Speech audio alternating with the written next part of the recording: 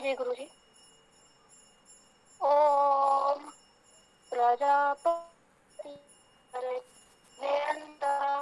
आजायमानो बहुरविजायते तस्य योनिं परिपश्यन्ति धीराः तस्मिन् तस्थु भुवनानि विश्वा। मंत्रार्थ। प्रजापति ही प्रजा का अधिपति गर्भे गर्भ में अंतः भीतर चरति विचरता है। अजायमानो जन्म नहीं लेने वाला बहुधा बहुत प्रकारों से विजायते विशेष विविध उत्पन्न होता है उत्पन्न करता है। तस्य उसके योनिम मिलन संबंध स्थान को धीर लोग परिपश्यन्ति से देखते। तस्मिन उसमें वह ही विश्वास सभी भुवन तस्थु स्थित है। भावार्थ। परमात्मा अजन्मा है, उसका कभी जन्म नहीं हुआ, वह कभी जन्म नहीं लेता है, वह परम सत्य है। यह परम सत्य है, परंतु यह भी कहा जा रहा है कि वह प्रजापति परमात्मा गर्भ में विचरण करता है। वह जन्म न लेवे वाला होते हुए भी बहुधा जन्म लेता है। यही विरोधाभास अलंकार है, काव्य गुण चमत्कार है, यही काव्य की सरसता रोचकता है। वास्तव में यह सत्य है कि गर्भ में जो भी आता है उस जीव की चेतना शक्ति है जो परमात्मा की चेतना है, अतः वही गर्भ में विचरण करता है। इस प्रकार जन्म नहीं लेने वाला होकर भी बहुधा जन्म लेता रहता है। वही उत्पन्न होता है, वही उत्पन्न करता है। धातुवादी निरुक्त। प्रजापति ही उपसर्ग जन उत्पन्न करना, पत ऐश्वर्य होना, रक्षा करना, गर्भे ग्रह गुह ग्रह ग्रहण करना, अंतः उपसर्ग चरति चलना, विचरण करना, अजाय मानो आ उपसर्ग जन उत्पन्न होना, बहुधा सर्वनाम वि उपसर्ग जायते जन तस्य सर्वनाम, योनिम यू संयोग वियोग करना, धीराः धी धारण करना, परि उपसर्ग पश्यन्ति पश्य देखना, तस्मिन् सर्वनाम हा अव्यय विश्वा सर्वनाम, भुवनानि भू होना, तस्थु स्था तिष्ठ स्थित होना, ठहरना। ओम खंडम।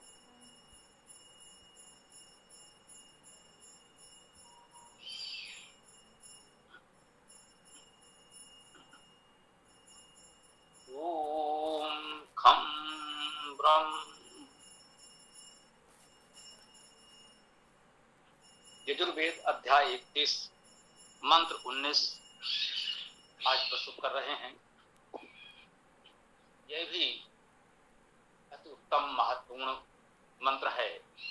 जैसा कि कल हम लोगों ने मंत्र पढ़ा, इतना महत्वपूर्ण और काव्य गुणों से संपन्न उत्तम मंत्र, वैसा ही यह मंत्र है। ओम प्रजापति चरति गर्भयन्तः अजायमानो बहुधा विजायते तस्य योनिं परिपश्यन्ति धीरा यस्मिन् हतस्थो भुवनानि विश्वा। ओम प्रजापति ही चरति गर्भे अंता। वह प्रजापति है, प्रजा का अधिपति। प्रा उपसर्ग है, जा जन उत्पन्न होना। जो कुछ भी उत्पन्न हुआ है उन सब का अधिपति वह परमेश्वर परम पुरुष परमात्मा है। इस अध्याय को हम लोग पुरुष सूक्त कह रहे हैं। पुरुष का अर्थ अग्रणी परमेश्वर। इस मंत्र में कहा जा रहा है वही प्रजापति है।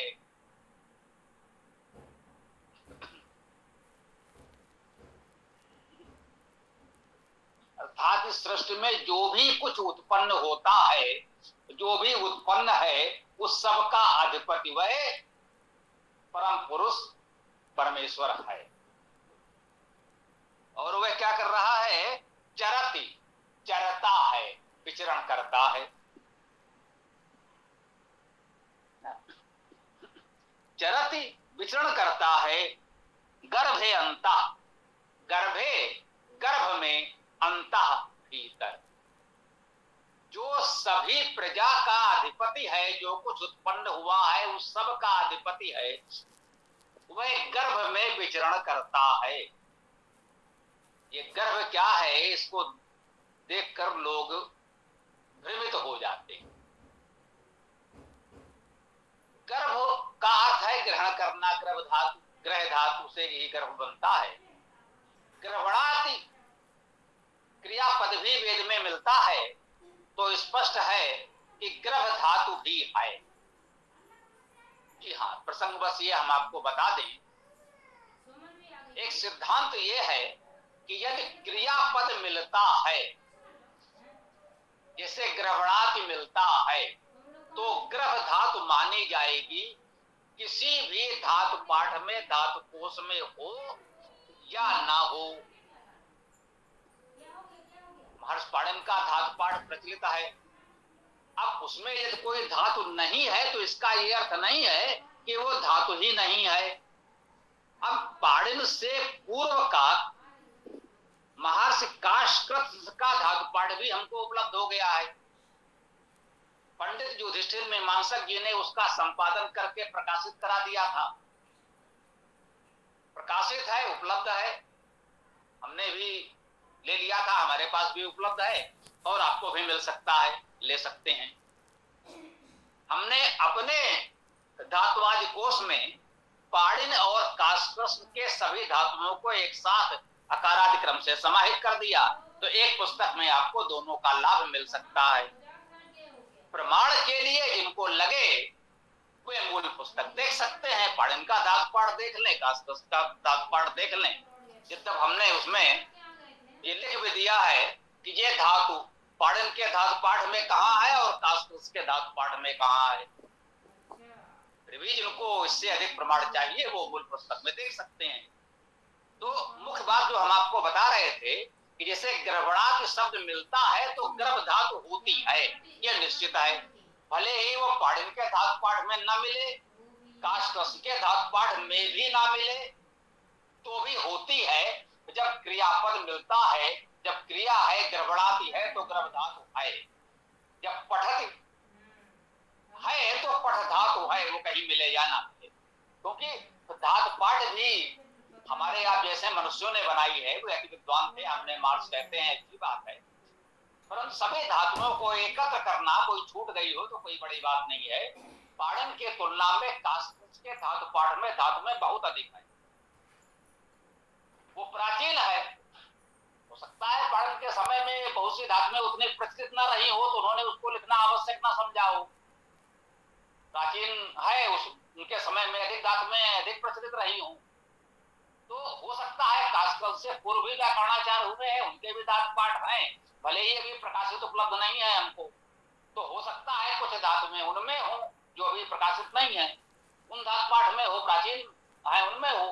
तो इसीलिए वेद के विद्वानों ने एक सिद्धांत निश्चित कर दिया कि यदि वेद के किसी मंत्र में कोई क्रियापद मिल जाए उस धातु का, तो उस धातु को हम स्वीकार कर लेंगे। क्रियापद न मिले, जैसे गर्भे है तो गर्भे से गर्भ धातु हम नहीं मान सकते, उसे ग्रह धातु से बना सकते हैं। सामंता विद्वानों ने ग्रह धातु से ही गर्भ शब्द को माना है। परंतु जब गर्भणात् क्रियापद मिल जाता है तो फिर विद्वान गर्भ धातु को भी स्वीकार कर लेते हैं। तो अनेक शब्दकोशों में, विद्वानों के व्याख्याओं में गर्भ धातु का उल्लेख भी मिलता है। तो ये प्रसंगवश हमने आपको जानकारी दी।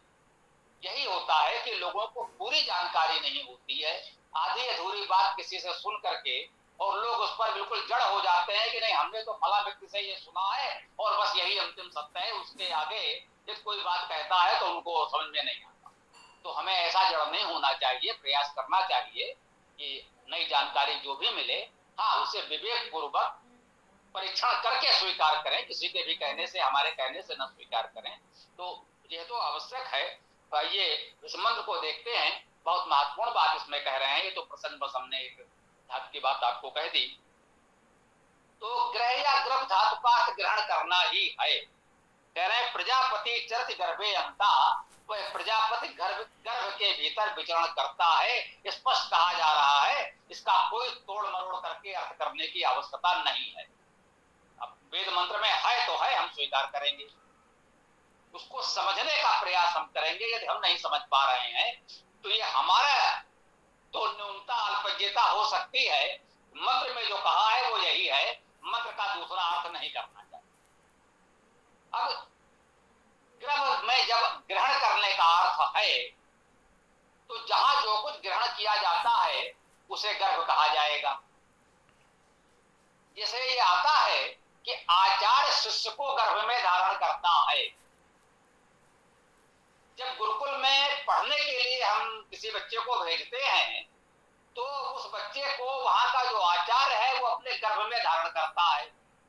तो गर्भ में धारण करने का आशय यही है कि वो अपने गुरुकुल में स्नेह पूर्वक प्रेम पूर्वक उसको स्थान देता है और उसका पूरा ध्यान रखते हुए उसको उचित विद्या दान करता है। यहाँ गर्भ में धारण करने का आशय ये तो नहीं हो सकता है कि वो अपने शरीर के भीतर गर्भ में धारण कर ले, जैसे कोई माँ बच्चे को गर्भ में धारण करती है। वो आशय तो नहीं हो सकता, वो अर्थ तो नहीं हो सकता। तो जहां पर वही बात महत्वपूर्ण हो गई कि वेद में शब्दों का अर्थ करते समय हमें उसके धातु अर्थ पर ध्यान देना है। गर्भ शब्द को देखकर ही हमें एकमात्र गर्भ नहीं मान लेना चाहिए कि जो कह सकते हैं माँ के गर्भ में बच्चा होता है, केवल एकमात्र अर्थ नहीं है, यहाँ भाव ग्रहण करने का है। एक तो ये हमें समझ लेना चाहिए। परंतु यहाँ काव्य में विरोधाभास अलंकार के माध्यम से एक उत्तम सरस काव्य के रूप में हमको बड़ी महत्वपूर्ण बात बताई जा रही है। जी हाँ, वह प्रजापति परमेश्वर गर्भ में विचरण करता है। वह सर्वव्यापी है, सर्वत्र है तो गर्भ में भी है। यदि माँ का गर्भ मान ले तो वहां भी है, क्यों नहीं है भाई, बिल्कुल है। वह प्रजापति सर्वव्यापी परमेश्वर सर्वत्र है तो गर्भ में भी है, वहां भी विचरण कर रहा है। हम में आप में सभी में है, सबके भीतर वही चेतना सक्रिय है। तो गर्भ में जो शिशु है उसमें भी जो जीवन चेतना है तो वही परम पुरुष परमेश्वर, उसी की दिव्य चेतना है।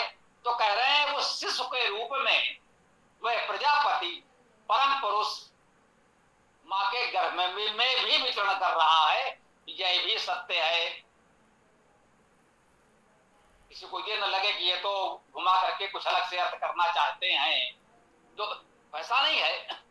हमने पहले कहा है उत्तम काव्य है, वेद काव्य के दृष्टि से आनंद लें तो और आनंद आएगा। कह रहे जी हाँ, माँ के गर्भ में शिशु के रूप में भी वही परमेश्वर विचरण कर रहा है। यह अर्थ भी बिल्कुल उपयुक्त है, हम स्वीकार करते हैं। क्या कह रहे हैं? अजायमानो बहुधा विजायते। इसको अवतारवादी पौराणिक बहुत पढ़ते हैं। अजायमानो बहुधा विजायते। अजायमानो वह जन्म न लेने वाला, नहीं जायमानो जन्म लेता हुआ। जो जन्म लेने वाला नहीं है, जो कभी जन्म नहीं लेता, परमेश्वर अजन्मा है। यही तो हम सब कहते हैं कि वह अनादि है, अनंत है, अजन्मा है, अमर है। तो कह रहे हैं अजाय मानो, वह परम पुरुष परमेश्वर तो अजाय मानो अर्थात जन्म न लेने वाला है। और तत्काल कह दिया बहुधा विजायते, बहुधा बहुत प्रकार से, विजायते विशेष रूप से जन्म लेता है। इसका ये अर्थ भी कर सकते हैं, स्वीकार्य है।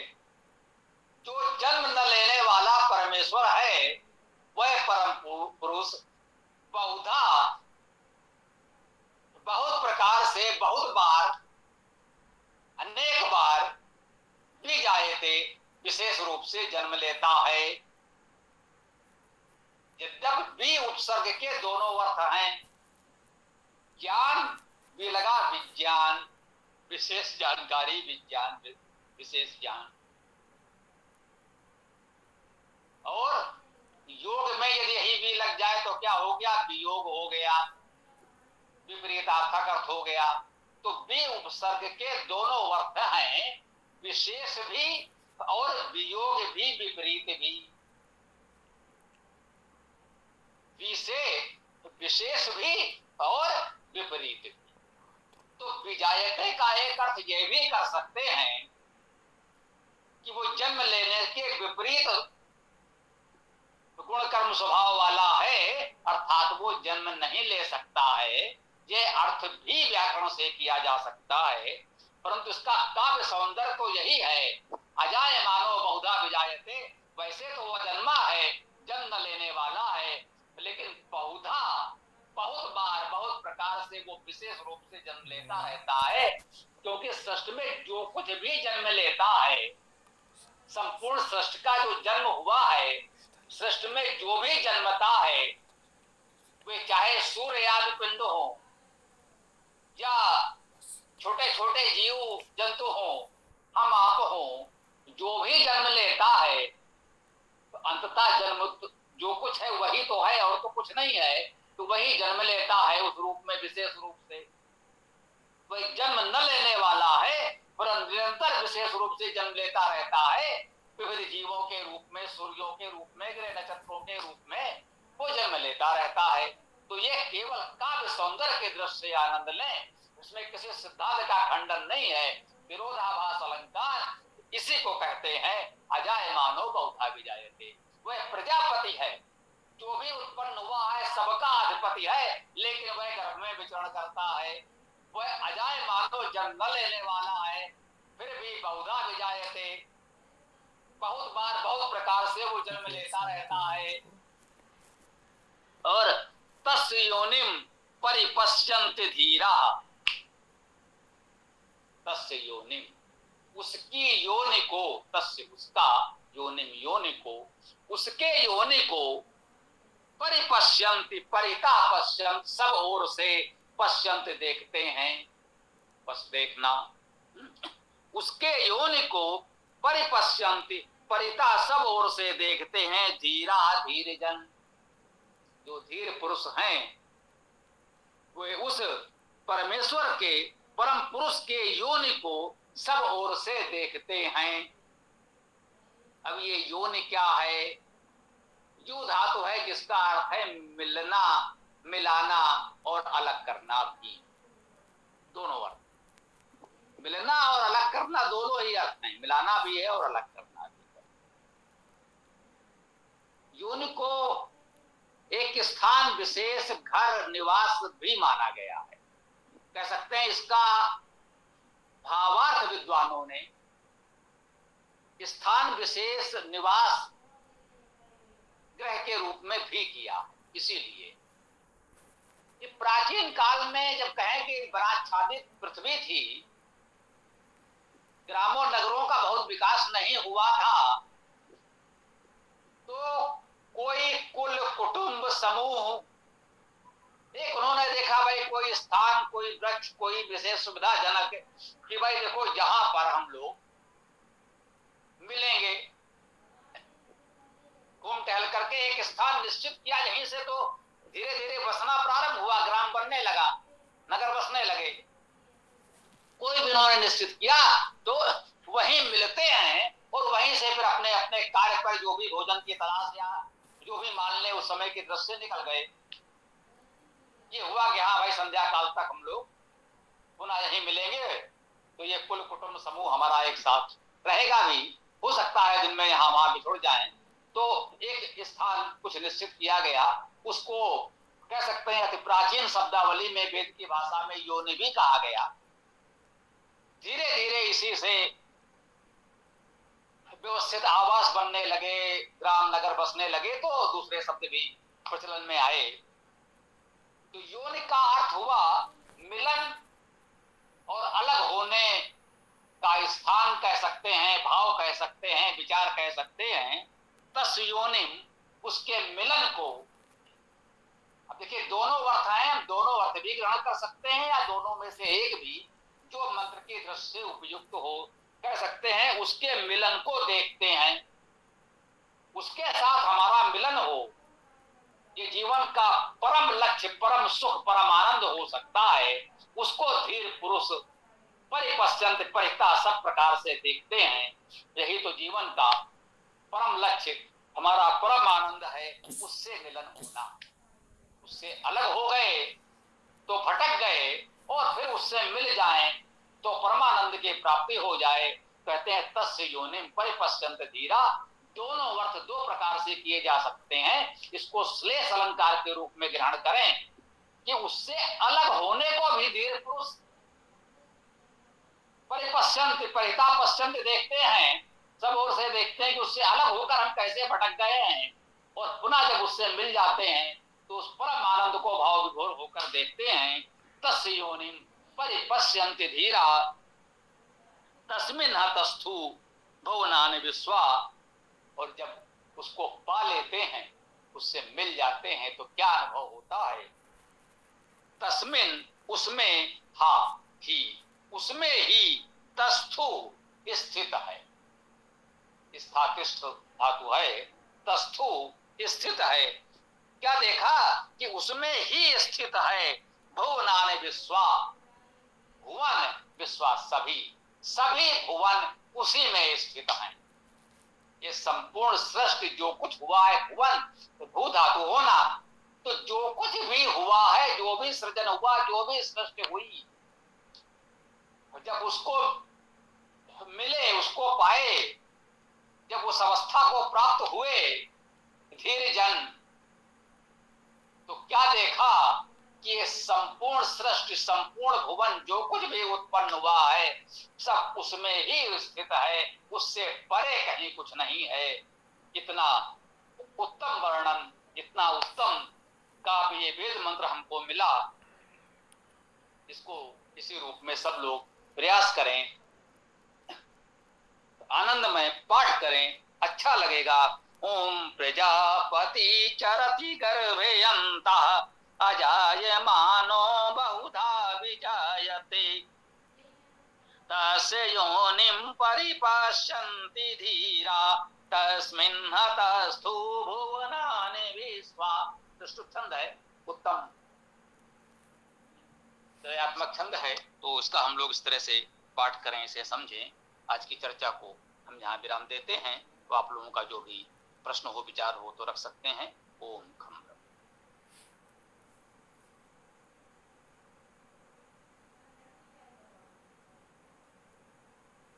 स्वामी जी, ये जो योनि शब्द आया है, क्या इसका अर्थ हम ये कर सकते हैं कि उसके चिन्ह को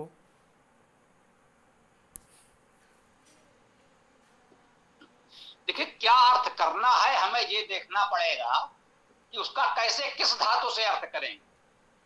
वेद के शब्द यौगिक हैं, धातुज हैं, ये तो सभी विद्वान मानते हैं। तो अब इसका हम और किस धातु से क्या अर्थ करेंगे, ये सोचना पड़ेगा ना, मनमाना अर्थ नहीं कर सकते। हमने कहा कि जो धातु से योनि शब्द की निष्पत्ति है, हमने माना और हमने अर्थ किया। सामान्यतः विद्वानों ने यही माना है, फिर भी हम कहते हैं चलिए आप सोचिए दूसरी कौन सी धातु हो सकती है जिससे इसका कोई और अर्थ किया जा सके। परंतु बिना धातु निश्चित किए मनमाना अर्थ तो नहीं कर सकते, तो फिर तो हर कोई किसी भी शब्द का कुछ भी अर्थ कर देगा, तो फिर सत्य अर्थ और असत्य अर्थ का भेद कैसे होगा? फिर तो जिसकी जो इच्छा है ये अर्थ कर देगा।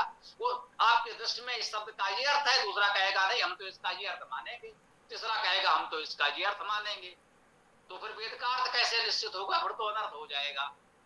तो धातु अर्थ पर तो हमें रहना पड़ेगा, ये सभी विद्वान मानते हैं और हम भी मानते हैं, हमारी कोई नई बात तो नहीं है ना। ओम। जी स्वामी जी, बहुत बहुत धन्यवाद।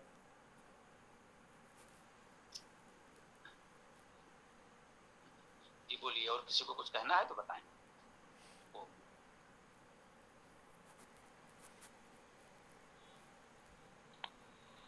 स्वामी जी नमस्ते। इसमें अपन आगे जो योनि शब्द की भी चर्चा हुई उसको अपन जन्म स्थान के रूप में भी तो ले सकते हैं क्या, कि जिस जहां से गर्भ उत्पन्न होकर के छुपा रहता है उस जन्म स्थान को। देखिए बात वही है जो उनको बताया वही हम आपसे भी कहेंगे। जैसे हमने कहा मिलना और अलग होना दोनों अर्थ इसके हैं, तो उस रूप में मान लीजिए हमने कहा कि व्यवहारिक रूप से ये हमारे कल्पना अनुमान ही है कि ऐसा कोई स्थान तय किया हो तो उसे कहने लगे हों, तो कुछ विद्वानों ने इसका भावार्थ स्थान के रूप में किया है।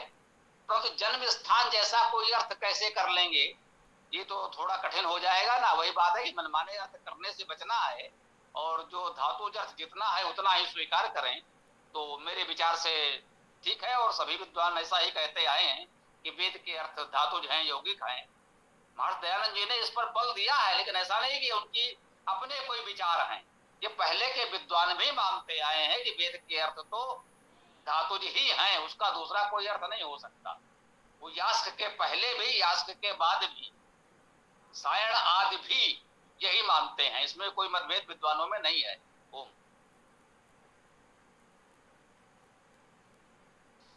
स्वामी जी, ये यास तो काफी पहले हुए हैं, सायण से भी पहले के विद्वान हैं। निश्चित रूप से यास्क का समय बहुत प्राचीन है सायण आदि की तुलना में। सायण तो मध्यकालीन कहे जाएंगे इतिहास की दृष्टि से।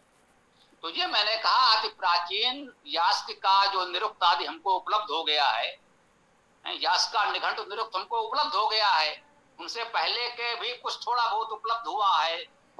यास्क ने अपने निरुक्त में अपने से पहले के निघंटुकार निरुक्तकारों का उल्लेख किया है कि उनसे पहले भी बहुत से निरुक्तकार हुए हैं, बहुत से निरुक्त के ग्रंथ लिखे गए हैं।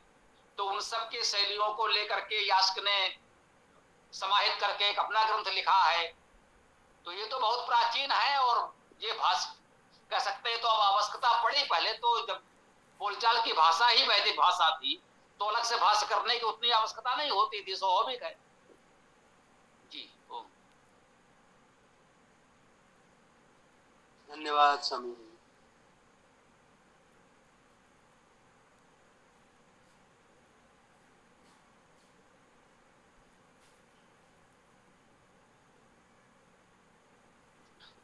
जी, किसी का कोई प्रश्न हो, कोई विचार हो तो बताएं। हाँ, कोई बात हो तो कर सकते हैं, अन्यथा समापन की ओर बढ़ेंगे। ओम।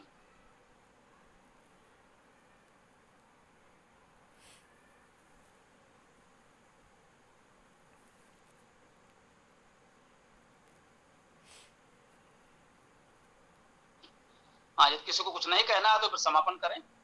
ओम। जी स्वामी।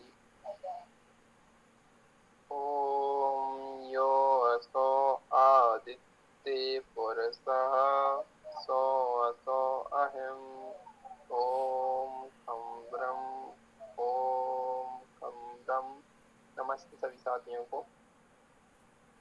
ओम यो असौ आदित्ये पुरुषः सो असौ अहम्। ओम खम ब्रह्म। ओम खम ब्रह्म। सबको सादर नमस्ते।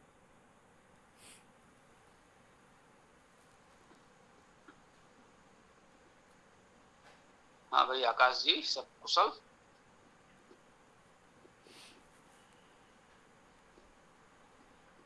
तो समय हो गया है, तो आज की चर्चा को विराम दे। कल सायंकाल 7:30 बजे हम लोग पुनः मिलते हैं इस वेद कक्षा में। ओम स्वस्ति, ओम नमस्ते, ओम खम ब्रह्म, ओम खम ब्रह्म, ओम